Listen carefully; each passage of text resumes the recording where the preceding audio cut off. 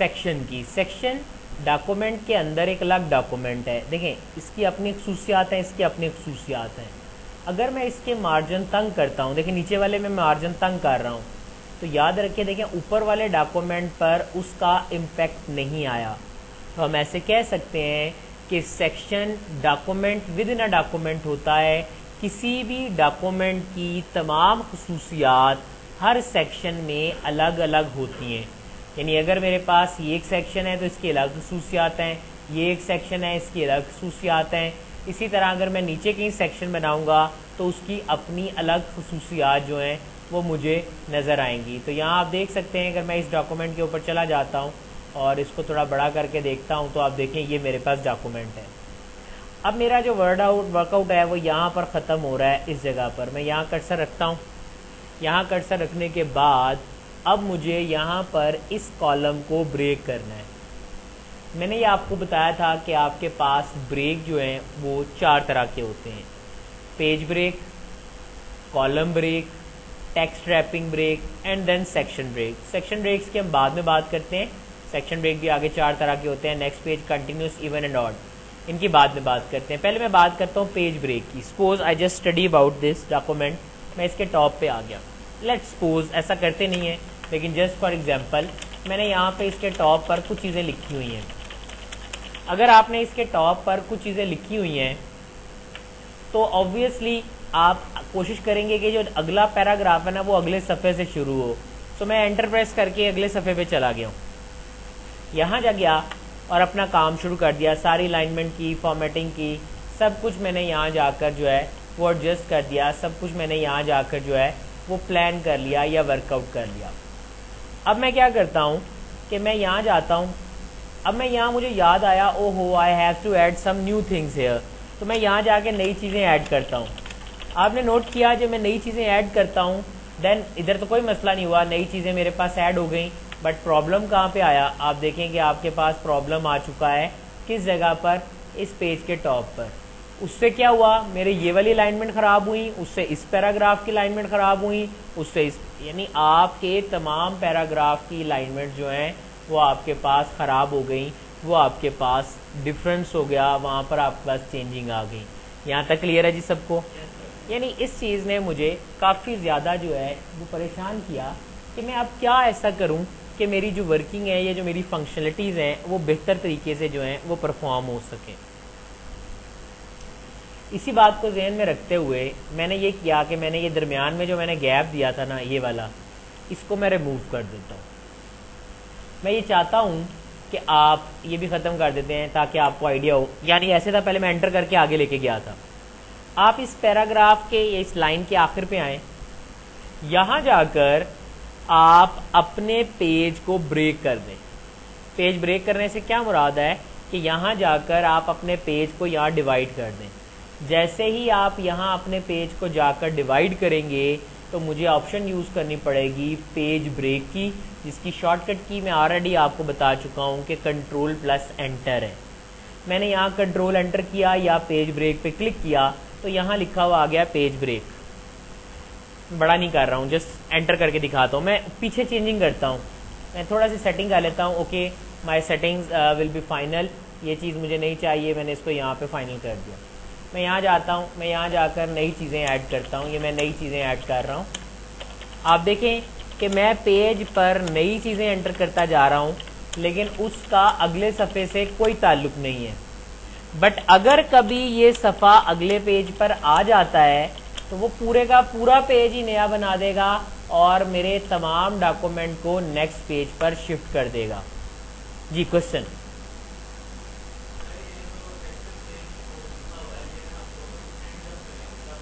नहीं जी नहीं, मैंने आप शायद भूल गए हैं, मैंने आपको एक ऑप्शन बताई है कि ये नॉन प्रिंटेबल कैरेक्टर्स हैं, ये प्रिंटिंग में नहीं आते हैं। मैं चाहूँ तो आ सकते हैं लेकिन ये प्रिंटिंग में नहीं आते। ठीक, तो आपने इसको ऑफ करके काम करना है। ये तो मैं आपको दिखाने के लिए कर रहा हूँ कि आपको ताकि पता चले यहाँ मैंने पेज ब्रेक किया, यहाँ मैंने सेक्शन ब्रेक किया। ठीक है, क्लियर है जी सबको? ओके, मैं आगे चलता हूँ। नेक्स्ट मैंने कहा जी मैंने यहाँ पर ये कॉलम बनाया था। अब मैं चाहता ये हूँ कि यहाँ से मेरा ये जो कॉलम है ना ये ब्रेक हो जाए। थोड़ा सा इसको प्रोमिनेंट कर लेता हूँ ताकि आपको नजर आए कि क्या हो रहा है। मैं कहाँ से ब्रेक करता हूँ, चले मैं यहाँ से ब्रेक कर लेता हूँ, यानी कॉलम खत्म हो जाए चाहे दरमियान में जगह आ जाए। शॉर्टकट की है control plus shift plus enter, मैंने कंट्रोल शिफ्ट एंटर प्रेस किया और आप देख सकते हैं कि आपके पास जो आपके कॉलम ब्रेक्स हैं वो इस तरह से परफॉर्म हो गए हैं और वो आप उन्हें इस तरह से वर्कआउट करता हुआ देख सकते हैं। यहाँ तक क्लियर है जी। कॉलम ब्रेक दोबारा देखिएगा, मैं यहाँ गया, यहाँ जाकर मेरे पास ये कॉलम ब्रेक हुआ था, यानी मैंने कॉलम बनाया हुआ था। अब मैं इस कॉलम को जो मेरे पास ऑलरेडी बना हुआ है मैं इसे इसकी जगह पर ब्रेक करना चाहता हूँ, तो मैंने कंट्रोल शिफ्ट एंटर प्रेस किया। अब आपका कॉलम यहाँ पे ब्रेक हो जाएगा और आप यहाँ पे देख सकते हैं कि आपकी बाकी की वर्किंग जो है वो उसके मुताबिक परफॉर्म हो गई है। ये आपका कौन सा है, ये आपका है कॉलम ब्रेक, जो कि आपके पास इस तरह से नजर आता है जी। बारी बारी, हाँ ऑब्वियसली वो टेक्स्ट तो कहीं ना कहीं तो जाना है ना जी। नो आपने गौर नहीं किया, दोबारा देखें। ये पैराग्राफ यहाँ खत्म हो रहा है, तकरीबन 3, 3, 6, 9, 10, 11, 12 मेरे पास लाइन है। जब मैं कॉलम ब्रेक करता हूँ तो वो लाइनें यहाँ चली जाती हैं, कॉलम ब्रेक हो जाता है। ठीक है, मैच होता है ना रात 11-12 बजे मैच खत्म होता है, ठीक है, अखबार सपोज 10 बजे छप जाता है, तो अखबार में मैच की इन्फॉर्मेशन कैसे आ जाती है, वो बाकी पूरा अखबार प्रिंट कर लेते हैं, जहाँ बाद में प्रिंटिंग करनी होती है वो जगह छोड़ देते हैं, उसके ऊपर वो सिंगल कलर के साथ प्रिंट कर देते हैं और आपका न्यूज़पेपर जो है वो आपके पास आपको अप टू डेट स्कोर जो है वो मुहैया करता है। यहाँ तक क्लियर है जी सबको? ओके, मोहम्मद अली साहब क्लियर है आपको? ओके, नेक्स्ट हमारे पास ऑप्शन आती है सेक्शन ब्रेक के बाद लाइन ब्रेक की। मैं चाहता हूं कि यहां से लाइन ब्रेक की जाए, मैं इसका जस्टिफाई खत्म कर लेता हूं ताकि आपको कंफ्यूजन ना हो। मैंने यहां पर शिफ्ट एंटर किया, ये मैंने लाइन ब्रेक कर दी है, इसे टेक्स्ट रैपिंग ब्रेक भी कहते हैं। अब जब आप इसे जस्टिफाई करेंगे, कंट्रोल जे करेंगे, तो आप देखें आपके पास जैसे आपकी असाइनमेंट में आखिरी लाइन आगे चली जाती थी, वो वर्किंग कुछ इस तरह से परफॉर्म होगी। तो ये आपका टेक्स्ट रैपिंग ब्रेक या आपका लाइन ब्रेक है। जबकि आगे वाली जो चीजें हैं ना वो थोड़ी सी कंफ्यूजिंग है, थोड़ा सा ध्यान से आपने समझना है कि ये सेक्शन ब्रेक क्या होता है। अब मैं थोड़ा सा अपने डॉक्यूमेंट के इस एरिया में आता हूँ, यहाँ जाकर मैं इसका ब्रेक करता हूँ। मैंने कहा देखिएगा इंसर्ट, सामने देखना सबने, insert page layout break and then continuous section break मैंने किया। यहाँ से ब्रेक हो गया है लेकिन वो कंटिन्यूअस सेक्शन ब्रेक है, दिखाने के लिए मैं आपको यहाँ दिखा सकता हूँ कि यहाँ मेरे पास कंटिन्यूअस सेक्शन ब्रेक जो है वो आ चुका है, यहाँ कंटिन्यू सेक्शन ब्रेक जो है वो हो चुका है। अब आप ऐसे करें कि अपने पेज की सेटिंग चेंज करें। मैं नीचे वाले हिस्से में कर्सर रखता हूँ, मैं इसका मार्जिन चेंज कर देता हूँ। कंटिन्यूस से ये होगा कि अब वो नीचे वाले, यानी कोई भी फर्क नहीं है। देखें आपका डॉक्यूमेंट जैसे था वो वैसे ही रहा, उसमें कोई फर्क नहीं है। मैंने यहाँ कर्सर रखा, मैंने सिर्फ जाकर यहाँ क्या किया है, कंटिन्यूस सेक्शन ब्रेक यूज किया। अब अगर मैं नीचे वाले हिस्से में रखकर मार्जिन नैरो करता हूँ तो आप देखिए कि नीचे वाले हिस्से के मार्जिन जो हैं वो चेंज हो जाएंगे। सो ऑलरेडी नैरो थे तो मैं इसको चले इंक्रीज कर देते हैं, हम ज्यादा कर देते हैं, ये कर देते हैं। तो अब देखें आपके मार्जिन नीचे वाले हिस्से पे अप्लाई हुए हैं, ऊपर वाले हिस्से पे नहीं हुए। अगर मैंने सेक्शन ब्रेक ना किया होता और मैं नीचे वाले हिस्से में रखकर इस पर मार्जिन अप्लाई करता तो आप देख सकते हैं कि मार्जिन अप्लाई करने पर जिस पर सेक्शन नहीं बना था वहां भी अप्लाई हो जाते। ठीक है, ये तो था कंटिन्यूअस। लेकिन एक बच्चा कहता है सर मसला आ गया है। मैंने कहा क्या मसला है? वो कहता है कि सर मैं ये चाहता हूं कि जो यहां तक मेरा डॉक्यूमेंट है ना, इसका प्रिंट पोर्ट्रेट पेज पे निकले और नीचे वाले का जो प्रिंट है ना वो लैंडस्केप पे निकले। How it can be possible? एक सफे के ऊपर तो दो ओरिएंटेशंस नहीं हो सकती, या तो पोर्ट्रेट होगा या लैंडस्केप होगा, दो नहीं हो सकते। तो मैं करता ही हूं कि मैं यहाँ जाता हूँ, बहुत कम लोग जानते हैं। आप किसी को चैलेंजिंग टास्क दे सकते हैं कि यहाँ जाएंगे, यहाँ जाकर कंटिन्यू सेक्शन ब्रेक यूज करें और नीचे वाले हिस्से में जाकर या नीचे वाले सेक्शन में जाकर आप पेज ओरिएंटेशन चेंज कर दें। तो वो यहाँ तक उस पेज को खत्म करेगा, बाकी टेक्स्ट को दूसरे पेज पे ले जाएगा। आप देख सकते हैं कि एक ही डॉक्यूमेंट में मैंने दो ओरिएंटेशंस यूज कर ली हैं। मैं रिपीट करता हूँ, मैंने एक ही डॉक्यूमेंट में दो ओरिएंटेशंस जो हैं वो यूज कर लिए हैं। तो वो आपके पास इस तरह से वर्कआउट कर गया है। यहाँ तक क्लियर है जी सबको? यहाँ तक क्लियर जी? क्वेश्चन बिल्कुल, जहां हम कर्सर रख के सेक्शन ब्रेक लगाएंगे उससे आगे सेक्शन अलहदा होगा, पीछे सेक्शन अलहदा होगा। ठीक है, डिपेंडिंग अपॉन द नंबर के हमने कितने सेक्शन बनाए हुए हैं जी।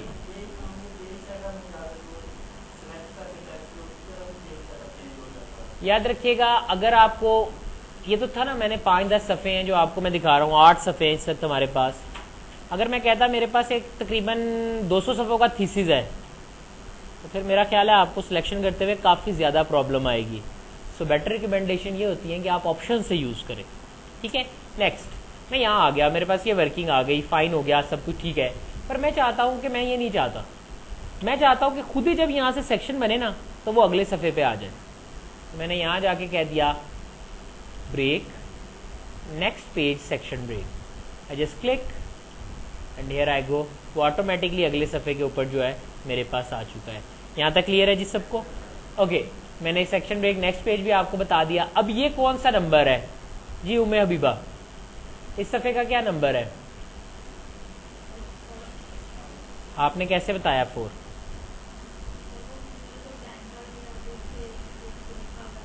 याद रखिएगा, अगर कोई सफ़ा खाली भी है ना तो वो गिनती में आएगा। मेरे पास यहाँ लिखा होता है कि ये कौन सा सफ़ा है, ये 6th पेज है। मैं करता ये हूँ कि मैं 6 पेज पे कर्सर रखता हूँ। 6 पेज, ये 6 इवन होता है कि ऑड होता है? गोली मार देनी चाहिए आपको। इवन होता है जो 2 पे तकसीम हो जाए, ऑड जो 2 पे तकसीम नहीं होता। उस दिन आप कह रहे थे हमें पता है, ठीक है। तो 6 2 पर तकसीम हो जाता है तो 6 इवन है। मैंने यहाँ कर्सर रखा, ये इवन पेज है, ज़हन में रखना है, ये इवन पेज है, ज़हन में रखना है। मैं इस पर क्लिक करता हूँ और ब्रेक यूज करता हूँ इवन पेज का, तो उसने इवन पेज से इसको ब्रेक कर दिया। इससे यह हुआ कि वो अगले ऑड पेज से उसकी वर्किंग का स्टार्ट हुआ, इवन पर ब्रेक लग गया। आगे देखिएगा, अभी प्रैक्टिकल क्लियर हो जाता है। अब मैं यहां रखता हूं और अब मैं करता हूं क्लिक ऑड पेज। अब क्या हुआ आपने गौर नहीं किया, दोबारा देखिए, मैंने यहां कर्सर रखा, ध्यान से देखना है, ये कौन सा सफ़ा है? ये 6 है। ओके, क्लिक, किसी को भी पता नहीं चला। मैं इवन पेज करता हूं, ठीक है। अब मैं इस सफ़े पे आ गया हूं, ठीक है। क्या हुआ है? आप लोगों को फिर नहीं पता चला। नंबर देखे, मैंने अभी बताया कैसे देखते हैं नंबर। ये कौन सा सफ़ा है? 6। ये कौन सा सफ़ा है? 7 नहीं है, ये 8th नंबर पेज है। इसका मतलब है कि जो दरमियान में 7 नंबर पेज था वो इंस्टेंटली लीव ब्लैंक है। मेडिकल की किताबें होती हैं जहां चैप्टर खत्म होता है उसके बाद एक सफ़ा ऑटोमेटिकली बैक साइड पे खाली छोड़ा जाता है, ताकि अगर आपको कमेंट्स वगैरह लिखना चाहते हैं आप उस पेज के ऊपर लिख सकते हैं। अक्सर बड़े राइटर्स जब अपनी किताबें लिखते हैं, अगर उनकी किताब जो है वो ऑड पेज पे खत्म होती है तो ऑड पेज के आगे जो इवन पेज आता है वो उसको खाली रखते हैं। I just give you example. किताब दिखाइएगा बच्चा, कोई भी बुक दिखाइएगा। मेरे पास ये बुक है, सपोज मैंने क्या किया, ये मेरी बुक, इस मेरा चैप्टर जो है यहां पे खत्म हुआ इस जगह पे, तो मैं अगला चैप्टर यहां से शुरू करूंगा ना, यहां से। No, I am always starting my chapters और the new sections from the next odd page. आपकी किताब इधर से शुरू होती है, ये मेरा ऑड पेज है, ये 1 है, ठीक है। अगर मैं इसको टर्न आउट करता हूं तो ये 2 है, ये 3 है, ये 4 है, ये 5 है, एंड देन सो ऑन। आपके पेजेस जो है वो मूव करते हैं। तो याद रखिएगा, अगर चैप्टर यहां खत्म होता है या चैप्टर यहां खत्म होता है, अगला चैप्टर यहीं से शुरू होना है, ठीक है। यानी नया चैप्टर ऑड से शुरू होता है। ये कह सकते हैं कि सेक्शन दरअसल चैप्टर्स ही होते हैं। अगर आपको इवन सेक्शन ब्रेक समझ आ गया है तो फिर मैं आपके सामने, हाँ बिल्कुल, फिर नहीं हम देंगे ऑब्वियसली। अगर आपका चैप्टर जो है वो इवन पे खत्म होता है तो फिर हम नहीं करते। अब देखिए, मैं यहाँ दोबारा जाता हूँ, अभी मैंने आपको दिखाया है कि ये 6 है और ये 7 है, लेकिन मैं यहाँ क्लिक करता हूँ, अब मैं 7 पे रखता हूँ, मैंने कर्सर 7 पे रखा और मैं ब्रेक करता हूँ ऑड। जैसे मैंने ब्रेक किया, ये कौन सा था? 7। ये कौन सा है? 9। यानी ऑड सेक्शन ब्रेक से वो नेक्स्ट ऑड पेज पे आ गया। याद रखें, देखने वाली चीज सोना नहीं है। यानी नजर नहीं आ रहा मुझे दरमियान वाला पेज, बट जब प्रिंटिंग होगी ना, जब आप प्रिंटिंग करवाने जाएंगे तो बुक प्रिंटिंग करने वाला इस सफ़े को काउंट करेगा, चाहे उस पर कुछ भी नहीं लिखा हुआ। उसके चार्जेस होंगे, वो उस ब्लैंक पेज के भी आपसे चार्जेस लेगा, ठीक है जी। याद रहेगा सबको? तो याद रखिए, जब थीसिस बनाए जाते हैं तो इन सब चीज़ों का बहुत खास ख्याल रखा जाता है। ये ऑप्शन थी जी आपके पास, कौन सी? ये थी ब्रेक्स।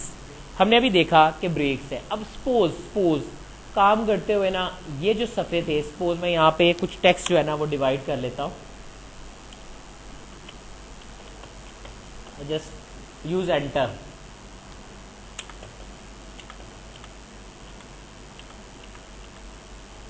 सपोज ये जो टेक्स्ट है ना, ये मेरे पास जो टेक्स्ट है इसको आप नंबर देना चाहते हैं, बड़ा करके दिखाता हूँ।